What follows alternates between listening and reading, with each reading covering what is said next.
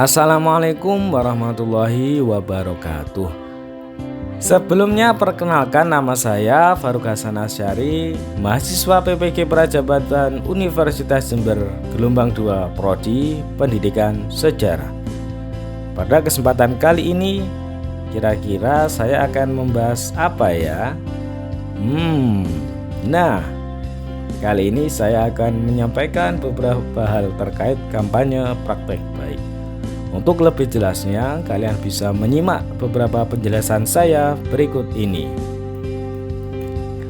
Kampanye praktek baik dapat dilakukan dengan beberapa kegiatan, salah satunya praktek pengalaman lapangan atau biasa disebut PPL.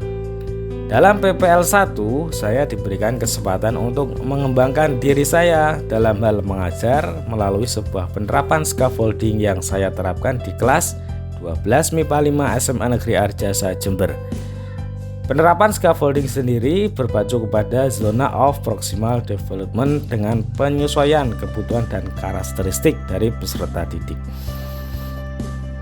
Penerapan scaffolding itu sendiri lebih diarahkan kepada dukungan tahapan belajar untuk membantu peserta didik dalam mencapai batas atas dari zona proksimal peserta didik. Berikut merupakan intervensi terkait penerapan scaffolding pada zona of proximal development. Jadi, sebelum kita mengarah ke scaffolding itu sendiri, mari kita ketahui terlebih dahulu tentang zona of proximal development. Zona perkembangan proksimal dikatakan sebagai daerah perkembangan terdekat yang berfokus kepada perkembangan kemampuan seseorang yang dapat dibedakan menjadi dua tingkatan. Apa sajakah itu? Yang pertama yaitu tingkat perkembangan aktual. Tingkat perkembangan aktual sendiri merupakan tingkat kemampuan individu untuk menyelesaikan sebuah permasalahan secara mandiri. Sebagai contoh, peserta didik diberikan sebuah permasalahan, di mana jika dalam penyelesaian masalah tersebut peserta didik dapat menyelesaikannya dengan mandiri, maka dapat dikatakan mereka telah berada pada tingkat kemampuan aktualnya. Tingkat yang kedua yaitu tingkat perkembangan potensial, di mana tingkat individu dalam penyelesaian suatu masalah di bawah interaksi sosial seperti bimbingan orang dewasa maupun kolaborasi teman sejawat. Sebagai contohnya, ketika peserta didik diberikan suatu permasalahan dan terlihat dalam penyelesaiannya perlu ada bantuan dari orang yang ahli atau interaksi sosial dari guru maupun teman sejawatnya, maka mereka berada pada tingkat perkembangan potensialnya. Dengan kata lain, kunci utama dari teori Vygotsky terkait zona of proximal development yaitu peran dari guru maupun orang lain yaitu lebih berpengalaman atau ahli dalam bidangnya. Proses pembelajarannya pun dapat dikatakan jika peserta didik mencoba bekerja sama dengan menyelesaikan suatu permasalahan yang belum mereka pelajari, namun permasalahan masih dalam jangkauan zona of proximal development atau tingkat perkembangan sedikit lebih tinggi dari daerah perkembangan peserta didik saat ini. Dalam pencapaian tingkat perkembangan potensial peserta didik perlu didukung oleh interaksi lingkungan sekitar, salah satunya dengan cara pendekatan scaffolding. Apa itu scaffolding? Nah, scaffolding adalah suatu pendekatan yang memberikan tuntunan atau bimbingan kepada peserta didik untuk mencapai hal yang harus dipahami dari apa yang sekarang sudah dipahami. Jadi, penggunaan pendekatan scaffolding lebih mengarah kepada dukungan tahapan belajar untuk membantu peserta didik mencapai batas atas dari zona perkembangan proksimal mereka. Pemberian bantuan tidak secara terus-menerus dilakukan, akan tetapi secara bertahap dikurangi hingga peserta didik dapat menunjukkan kemandiriannya dalam pembelajaran. Pendekatan scaffolding diberikan oleh guru dalam pembelajaran lebih berfokus pada peran guru sebagai fasilitator yang selalu memberikan dukungan dan menuntun peserta didik mencapai batas atas dari zona perkembangan proksimal mereka. Menciptakan lingkungan yang interaktif dan kreatif bagi peserta didik merupakan peran guru sebagai fasilitator dengan memfasilitasi perkembangan peserta didik dengan cara lebih aktif dalam kegiatan berdiskusi, eksplorasi, dan kolaborasi. Refleksi juga dilakukan sebagai umpan balik untuk kegiatan pembelajaran dari peserta didik yang ditujukan dengan menyampaikan kepada mereka area mana yang perlu ditingkatkan. Dalam hal ini, penggunaan scaffolding bisa diterapkan di berbagai strategi, teknik, dan metode pembelajaran yang ada. Hal ini dikarenakan strategi, teknik, dan metode pembelajaran yang ada pasti memiliki keunggulannya masing-masing, sehingga dalam penggunaannya dapat disesuaikan dengan kondisi dan karakteristik dari peserta didik. Dalam hal ini, saya diberikan kesempatan menggunakan scaffolding pada materi pemerintahan masa Orde Baru dengan model pembelajaran discovery learning. Terdapat beberapa langkah yang diberikan selama penerapannya. Di antaranya, pertama, pembentukan kelompok. Dalam pembelajaran yang berpusat kepada peserta didik, pembentukan kelompok sangat diperlukan sebagai salah satu cara peserta didik untuk berinteraksi dengan lingkungan sekitarnya seperti teman sejawatnya. Dari hal tersebut, peserta didik akan diberikan kesempatan berkolaborasi dan bertukar pendapat dengan teman sejawatnya. Pembentukan kelompok didasarkan pada tingkat kemampuan kognitifnya mulai dari tingkat tinggi, sedang, maupun rendah. Kedua, yaitu pemberian rangsangan. Pemberian rangsangan ini dalam bentuk permasalahan terhadap materi yang akan diajarkan.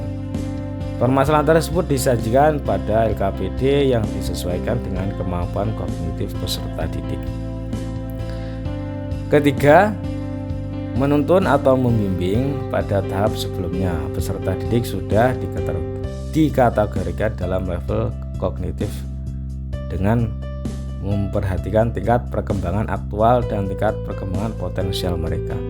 Dalam hal ini, guru akan memberikan sebuah bimbingan kepada peserta didik yang berada pada tingkat perkembangan potensial dengan bentuk bimbingan secara individu maupun kelompok dengan beberapa fokus utama: penanaman konsep, menjawab pertanyaan, dan memberikan petunjuk terhadap kegiatan pengajar LKPD, mengerjakan LKPD, dan juga buku pegangan.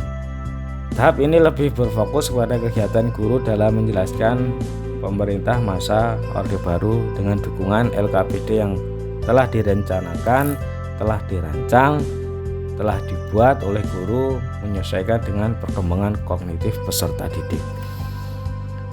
Tahap evaluasi atau tahap keempat, jadi kita perlu evaluasi sebagai bahan untuk perbaikan ke depannya. Pemahaman peserta didik merupakan salah satu evaluasi yang dilakukan oleh guru. Apakah mereka telah mencapai tujuan pembelajaran atau belum? Pemahaman peserta didik juga digunakan sebagai alat ukur sejauh mana peserta didik sudah mencapai batas atas dari zona perkembangan proksimal. Kemudian menyimpulkan dilakukan pada tahap ini dilanjutkan pemberian tugas kepada peserta didik secara kelompok maupun individu. Nah, kemudian ada hal yang dicapai dalam penerapan scaffolding dalam pembelajaran discovery learning diantaranya. Yang pertama, model pembelajaran discovery learning dengan penerapan scaffolding memberikan keleluasaan bagi peserta didik untuk berinteraksi dengan orang yang lebih ahli atau berpengalaman, dapat membangun pengetahuannya sendiri dari berbagai pengetahuan yang diperoleh dengan bantuan orang lain yang ahli dalam bidangnya, sehingga pengetahuan yang didapatkan semakin kompleks. Motivasi dari dalam peserta didik semakin meningkat.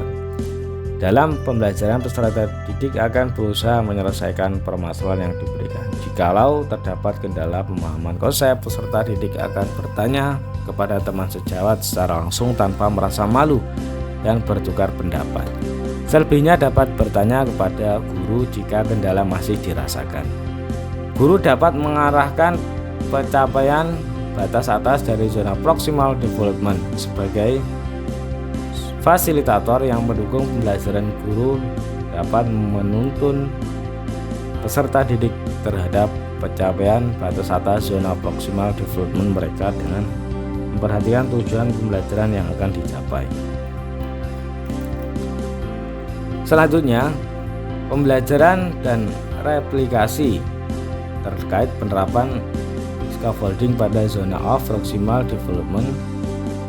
Dengan pembelajaran yang menampilkan visualisasi terkait pemahaman masa Orde Baru, hal tersebut mendorong peserta didik dalam membentuk pemahaman dan kemampuan kognitif peserta didik akan mengalami peningkatan yang akhirnya mencapai tujuan pembelajaran yang diharapkan.